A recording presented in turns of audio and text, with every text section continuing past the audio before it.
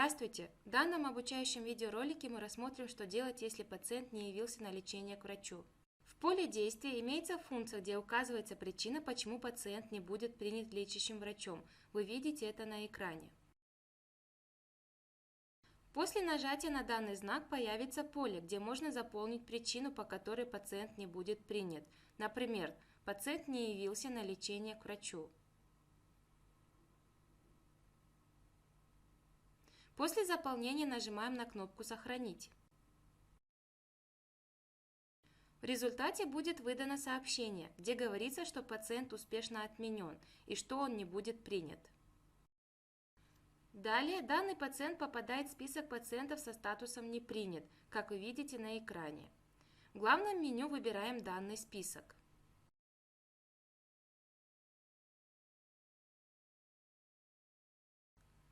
Находим нашего пациента в поле «Дата выписки». При наведении мышью на значок «Инфо» будет указана причина, почему пациент был не принят врачом, как на примере.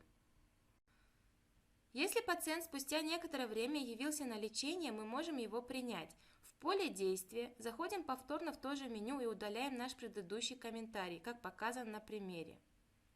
Как только мы очистили поле, далее нажимаем «Сохранить».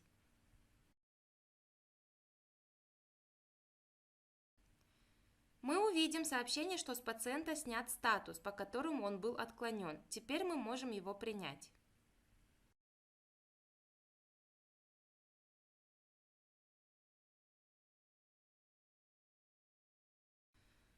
В главной панели выбираем «Показать всех ожидающих приема пациентов вашего отделения». Находим своего вновь поступившего пациента со статусом «Не принят» и принимаем его на лечение.